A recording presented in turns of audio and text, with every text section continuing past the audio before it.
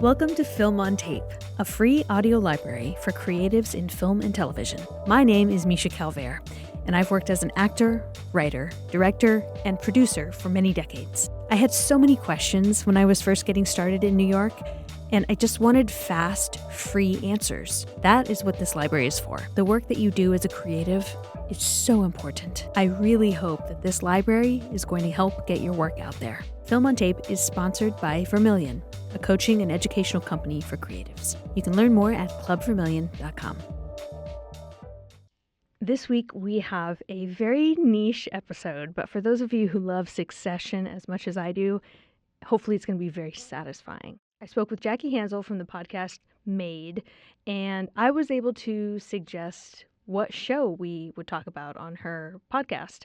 Of course, I chose Succession, one of the greatest TV shows of all time, in my opinion, and certainly one of the most darkly funny. And I had just such a wonderful conversation with Jackie about Succession, and I even tell you which of the characters I like the most and which character I am, which is one of my favorite games to play. Who do you like and who are you? Because they're usually not the same person. So you can find Made on Apple Podcasts, Spotify, YouTube, and we're actually going to post the video of that episode that I recorded with Jackie here as well. So you can see the full conversation. Can't wait to share it with you. And gosh, I just wish we had another season of Succession to look forward to, but maybe one day. Without further ado, here's my episode with Jackie Hanzl. Hello, everyone, and welcome to Made with Jackie Hanzl. My guest today is Misha Calvert, and we are talking about the HBO Max series Succession. So welcome, Misha. So excited to have you here today. Thrilled, absolutely elated to be here with you and talking about this. Yes. Misha is a New York-based filmmaker who creates narrative work centering women and non-traditional protagonists. She has created a dozen short films and 5 digital series, including 2 that sold to networks. All Hail Beth on Brick TV and Strut on Reverie, which was featured in the Tribeca Film Festival and campaigned for an Emmy. She just finished photography on her latest short, Pink Flags, which stars Ray and Sawyer Spielberg, and is prepping for her debut feature, Ungodly, filming in 2025. Very cool. So let's get into Succession. Why did you choose this series? Because it's some of the best television I've seen. It's some of the best writing, certainly. I mean, it's a writer's show. It's a writer's show and it's an actor's show. It's a lot of offices, a lot of boardrooms, a lot of very beautiful apartments. They do their best to spice up the locations, but at its core, it's writing and acting. And, you know, I have other favorite shows too that are just like wildly beautiful cinematography wise, but this is just one of the best written shows I have ever seen. Mm-hmm. Yeah. And when I read the summary, I was like, that sounds so simple, but that show, like the roller coaster, the pull, like you're just like, what's going to happen? I mean, they draw you in and you think it's going one way and then it turns and you're just like, I worked at Morgan Stanley back in the late 90s, early 2000s. And I was not a banker, but I dealt with a lot of bankers. I felt like I was back there again. Like, yes. All the clothes really looked pretty much similar. You know, nothing was dated or anything, but I was just like, oh my gosh, this is pulling me back into that whole vibe. Mm-hmm. Yep. And it was interesting because you're like, do I really like any of these people? No. You don't, but you're still get an attachment. And I'll say Greg was my favorite. But I don't know. All right. So I saw him once outside my door. He was eating a sandwich. He's really tall, isn't he? He's very tall. It's always funny when people are like, they're actually really tall. Who's your favorite character in this show? So the 2 games that I like to play are Who is your favorite? And then also Who are you? Oh, okay. And they're not always the same. Okay. So my favorite, yes. So my favorite is Tom, Matthew McFadden. Okay. I think it's a masterclass in acting and certainly in comedy. I mean, he just was utterly at the top of his craft in this role. The nuance, the layers, the the artistry of how he would twist a single word as it came out of his mouth. He was just so liquid. It was flawless. And figuring him out too. Yeah. All right. So who are you? Or yeah, who are you? I guess. I don't know if I'm ready to answer that. I just met Oh. you. Who's your favorite? Who's your favorite? Well, I liked Greg. Oh, you said Greg. Yeah. I enjoyed him. I probably am Greg. Oh, God, I hope not. Oh my gosh. He's pretty dumb. Yeah, he's pretty dumb. So I hope I'm not. I just felt like he just say like stepped in shit. Like he just like ended up in places and oh my gosh. I don't know. I never thought about who am I in that whole crew. I don't know. It's a good. I don't know. I don't know. Well, I don't know if I'd like to be in any of their situations. That's a very Gerri answer. Okay. You might be a Gerri. I might be a Gerri. Okay. She's very diplomatic. She's very level-headed. True. Very smart. Yeah. Calculating. Yeah, that's true. I don't know if I'm that calculating. I'm a Logan. You're a Logan. Yeah. All right. Yeah. What a beast. Yeah, he is a beast. And they all really, I felt like they all really did want his love and approval. Yeah. That's it. I once dated a millionaire, and he worked with billionaires quite a bit, and he said that he never met a billionaire who was not simply trying to get the love of his father. Oh, wow. Yeah, never satisfied, right? Roman though also he's a freak. Yeah. He's so good too. Oh my gosh. They're all amazing. Yeah. He's good too. It's a tough one. I am not Roman. There's also Marcia. I know. No. Let's not forget the ninja in the corner, Marcia. Yeah. They all have something. That's the one thing I think with Greg is it really, even though he was trying to finagle his way in there, he just showed every emotion. He didn't try to hide. Yes. That's one thing about very him, earnest. So. Yes, very earnest. So you said obviously the acting is amazing, the writing. I'm thinking that this has inspired you. Did it inspire you at all too? I came to screenwriting from a playwriting background and from a dark comedy playwriting background. So the spoken word and the spoken barb was my medium of choice for many years. You know, Edward Albee, I like idolized him. And there's a lot of Albee in the dialogue. So it's taken me a long time to move from words to images. But Succession, that's why they have so many theater writers who wrote episodes. They have many playwrights who came in to guest write an episode or two. And so the dialogue is just sparkling with that sizzling lifeblood of theatrical writing. And it's taken me a while to pivot to writing for on camera, but watching it really reminded me of where I came from, if that makes sense. Yeah, definitely. Were some of or many of the actors also from theater background? Oh, I'm sure. I mean, Brian Cox is a titan of the stage. Matthew McFadden's no stranger to it. Kendall, what's his name? Jeremy Strong was just on Broadway. Shiv is I think on Broadway now in Dorian Gray. Okay. So yeah. They're all over it. How did you start playwriting? Or how did you start getting into all this? I am so excited to tell you that I'm launching a brand new slate of classes that are incredibly helpful on my website. Some of the classes include on-camera acting technique and how to self-produce your own film, actor self-care, which is something that nobody talks about, and how to write a feature film in 10 days, which I'm going to teach you how I did it and how you can do it too. And believe me when I say I poured my heart into these courses. Go to clubvermillion.com. I am so excited about this website. I can't wait to work with you.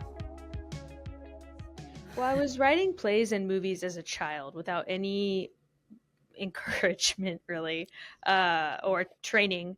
It was just something that naturally came out. And then I started acting in school and community theater. And then I got to college and I was like, maybe I could write something. Like, we've got all these free resources, free spaces, free theaters, free empty buildings. Like, can I do something site specific? So I started writing just because there was all this like free money around. And that was the awakening of being able to write for a community of people or for my friends. And then I got to New York. I wrote a few off-Broadway one acts that I directed. And then I was trying to be an actor in theater, and it just wasn't working. I found it very homogenous at that time. This is maybe 15 years ago. And like, there weren't bodies that looked like me, or, kind of short, little weird women running around. It was all like these tall, lithe, or, the big old nurse or whatever. So I felt very out of place in theater as an actor. And that was when I started writing for on camera, for roles that I thought I could play on camera. And then a friend introduced me to his girlfriend, who was a producer, and she wanted to make one of my scripts. And from there, it was just, That's up and away. Very cool. What were you doing to support yourself while you were writing? Lots of things. Some I can talk about, some I can't. Okay. But I worked in corporate for a few years when I first got here. I was in PR, and then I was in media and advertising. And so I do understand these kind of office rooms that Succession features, and the suffocating insanity of it all. Cool. What was that first script that your friend's girlfriend produced? It was a web series called Tinder is the Night. Oh, that's a good one. Yes. Good play on words. Thank you. Yeah, and then Tinder tried to sue me, so I had to change the name. Oh, really? Jeez. Oh, gosh. And where could you see it? So, gosh, I think I changed it to textual intercourse. Oh, but I think you can, if you ask me, I can send you a link, or I could just email it to you. Yeah, I'd like to watch it. I think it's publicly available. I should release textual intercourse. Yeah. I forgot about that. Wow. That project until just now. I'm going to write it down on my to-do list. Okay. I love it. And I had asked you some questions, I know, before we started, and I wanted to ask you, so obviously the audience could hear. All Hail Beth is on Brick TV, and I wasn't familiar with that. So you told me that's a public access channel, we'd say, Brooklyn. I mean, it's technically on YouTube. You could just look it up. It's on YouTube. Okay, yeah. I didn't realize that. Okay. YouTube powers their streaming platform, so okay. You could find it for free on YouTube. Okay, good to know. And then on Revry, you said, was also a streaming platform. Yeah, and that also should be free. There's just ads on that one. Okay. But yeah, Strut is on Revry. That's the one that campaigned for an Emmy. It's very good. The ensemble is fantastic. Mm-hmm. It's about 4 women who form an escorting agency. So, ahead of its time. But it's very funny. I'm really proud of it. Okay. What is All Hail Beth about? So that's about a Persian woman in New York who is kind of clumsy and just not very good at life. And she is having the worst birthday ever. And then she goes to sleep thinking that she's just going to, this is the end, basically, for her. And then she wakes up a Babylonian goddess. Wow. All right. I got to check these out. What does it mean? I don't know what that means, to campaign for an Emmy. I didn't know that you had to campaign for an Emmy. Oh, girl. So, yeah, I know nothing about this stuff. It is so much work. It is so expensive, and it is so much work. That's what I was thinking. You have to pay to even be in the running. Wow. First, you have to get on a network that's eligible, and then you have to pay to be in the running. Wow. And then you have to pay for like ads, like marketing and ads to get people to vote. Oh my goodness. I had no idea. I don't know anything about this. So, wow. I had no idea. I watched the trailer for Pink Flags. Oh, thank you. Yeah, and that looks very cool. How long is it? I know it's as you said it's a short. So that right now we actually are finishing the edit, but right now it's coming in I think around just under 13 minutes. Oh, okay. It looks like it will keep you guessing the entire time. Indeed. Yes. Yeah, that looks very like on the edge of your seat. 13 minutes, but it sounds like I'll be on the edge of my seat. Yeah, and the Spielbergs, they're married in real life, and they're friends of mine, but they really were able to kind of put their relationship aside and just be these magnetic forces as protagonist and antagonist in the film. And Sawyer, he's such a good actor. So is Ray. With Sawyer, though, his character is a little more complex because he has to play both sides at times. And so, like you're saying, he really does keep you guessing the entire film. And that, I'll just say, so Ray plays a figure skater, right? Figure skater? And I wrote it for her because she's a skater in real life. Oh, cool. Yeah. That's good. Then you don't need to have somebody else do it. And then he plays, looks like a custodian at the rink? He's a figure at the rink. Okay, I don't want to spoil it. Okay, yeah. Yeah. That's what it looked like. Okay. Can I say what else the trailer said, though? Yes. That's like, it sounds, at first, you think that she is being stalked by him, but then there's a comment and you're like, wait, or is he being stalked by her? So it looked very good. Thank you. Yeah. I'm curious to watch that. Oh, and I want to ask you too about, can you tell us about Ungodly that starts filming? For sure. Yeah. Well, so I'm still drafting it and going out to the rest of our investors. We have some of it secure, but it's raising for a feature is different than raising for a short.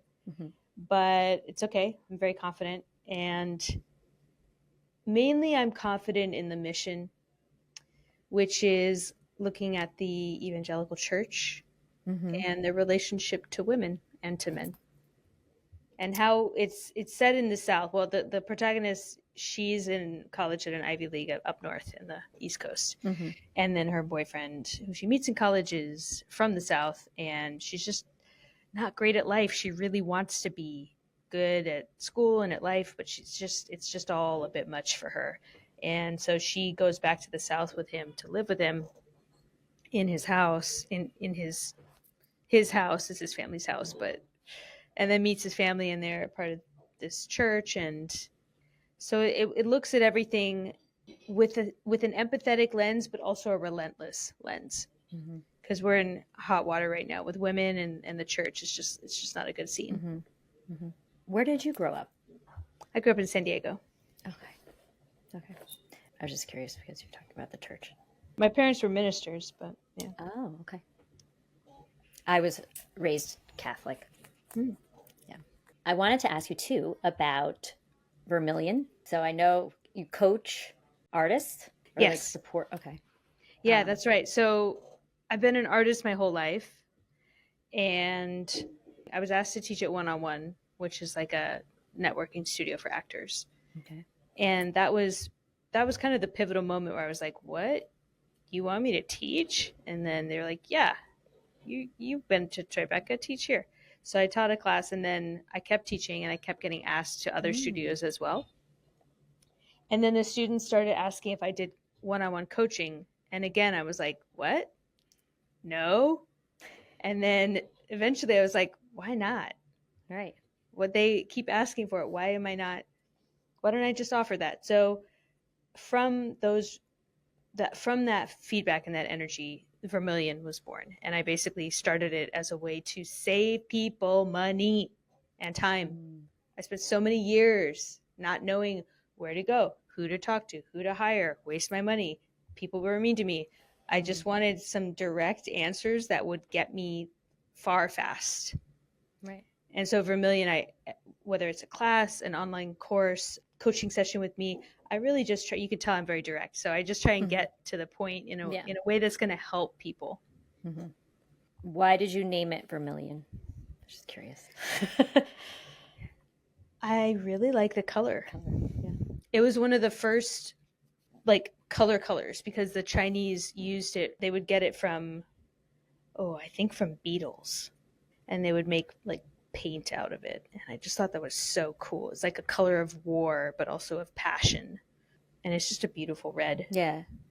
I mean, I could be off. It reminds me of the curtains on a stage too. Mm-hmm. Yeah. Yeah. It's a pretty color. You have a podcast too? I do. Film yes. on tape. Yes, man, that's right. That's, again, it's in the spirit of creating really efficient short episodes that answer one topic at a time. Mm-hmm. It's not like we can just pick up the phone and call somebody who's senior to us and, just ask like a Q&A service. So I'm trying to make it as accessible as possible to just get an answer to a question that you might have with enough detail that will actually help you. Yeah, that's great, because I mean, I work at a school and obviously I have colleagues that I can go to and ask questions for. But when you're an artist, you're building so lonely. a network. Yeah, I can imagine. So this is great. I love that too. Just like one topic too for that and to go to. That's wonderful. You're providing that. Thank you. And the one-to-one and all that. Yeah. So I have some silly questions. Well, not silly, but kind of lighter questions for you, I guess. Oh, yes, please. What is something you can't, should we go with the more serious? What can't you live without? But it can be something superficial. Like I said, peanut butter. My God, I love peanut butter. I love it so much. I can live without that, though. Let me think about that. What can I not live without? I really love water. It is so good. It's so delicious. Obviously I can't live without that, but maybe on a different note, I start to get really bummed out when I don't see people and like get hugs. I like hugs. Yeah. It's a good one. All right, a little lighter. What can't you leave your house without? Obviously keys, like, not the stuff you need. But if you walk out of the house, you're like, oh my God, like you're almost a little panicky. Like so I can't leave without checking the stove at least 3 times to make sure the burners are off. Okay. But now I'm talking about like an item, like a jewelry or something like that you bring with you. Oh, you're just going to pass over my vulnerable OCD right now? A lot of people do that. It'll be 3 to 15. Let me put it that way. Really? Yeah. Depending on the day. So in my hand, my lip gloss. Lip gloss. Okay. A dry lip, it just ruins the day. I had to put stuff on before I got on here. Yeah. I was dying. What kind of lip gloss? Is there a certain kind you like? Doesn't matter. I mean, I used to be a chapstick girl, and now I'm trying to like put a little color on these days. So whatever Nice. Whatever colors I can find. Okay. Yeah. I think that's what I got for you. I have questions for you. Oh, okay. What are your favorite Succession quotes? Oh boy. Now I'm completely blanking out. Oh, darn it. And 2, I just watched recaps and oh my God. And Moments? Moments? Moments? Oh my God. I did like when Greg and Tom get into like the slap fight. I mean, I know it was kind of toward the end. With the water bottles? Yes, and I don't want to give stuff away. I did really like when all the kids were together at their mothers. Those 2. Again, I know those were toward the end. The memorable moment, which was so disgusting, was in the first episode when Greg gets sick in his costume. Oh, right. Yeah. Yeah. Well, they are the disgusting brothers, which I love that joke because there's no context whatsoever for that backstory. Mm-hmm. They're just like in, I think season 2 or 3, like just suddenly Greg and Tom are just joking about being called the disgusting brothers for out of nowhere. And we never really talk about it again. Do you think that was like ad-lib? I don't know, like ad-libbed or something, or that was put in there? I don't know. Man, who knows? Who funny knows when they do stuff like that. Yeah, I don't know if it's their genius or the genius of the writing team, but because it's also just like such a kind of a dumb cringe thing to be called, and Like, it's not clever or funny at all. And they're like so proud of it. What else? Oh, well, I just thought of the cringe moment. Cringe moment was when, oh my God, Kendall was rapping or singing. Oh, yes. Something. Yes. L to the OG. Yes. Incredible. Absolutely incredible. Mm-hmm. I think I actually listened to that song on repeat one day, the whole day. I just listened to that. We Here For You. Classic. Mm-hmm. Yeah. It's like, it was Tom and it was Greg again. And just like the way that giant corporate marketing campaigns they're just in the toilet. They're just, by the end of it, they're just sewage with the messaging. And it just nailed it so good. He's like, oh, we hear you. Well, we can't actually say that because the boxes in their living rooms are actually listening. What do you mean they're listening? Well, there's some data privacy concern. It's just like perfect. Perfect representation of the world. Yeah. What are your favorite moments? So I also loved Tom's, this was a small one. I don't think anyone else maybe even clocked this. In the election episode, he shows up wearing shiny shoes. And someone, because he's so eager, he's just so brown nosy. And like someone was like, oh, shiny shoes, huh? It was just so subtle. Because everyone else is in sneakers. But that was pretty good. Brian Cox has this line where he's looking at his kids and he's like, I love you all, but you're not serious people. And he fucking means it. Mm-hmm. And he said that was his favorite line, but I remember that, and I'm like, yeah, I get it, man. Yeah. That's a good one. Also, Bore on the Floor was pretty intense. You have to when they're in they're like in a castle. It's like a retreat, and he like makes everyone play the game where you get on the floor like a pig. Yes. Okay. And he's like throwing like hot dogs at them. You're just listening to him. Yeah. Those are my favorites. All right. Do you have any other questions? Are you sad that it ended? Or you feel like it's complete? Oh, I was left a little like, really? Yeah. But I thought that was very realistic. Yes. So I was like, well, really, would it really have been? Well, I know we can't give a lot away. All nicely tied up in a bow. No. Mm-hmm. So. Yeah. And it's based on the Murdochs. I had read that. Yeah. They could never say that, but. Yeah. What a mess, right? Mm-hmm. Mm-hmm. Well, I am so grateful to be able to fangirl about this show with somebody, because usually it's just me talking to myself about it.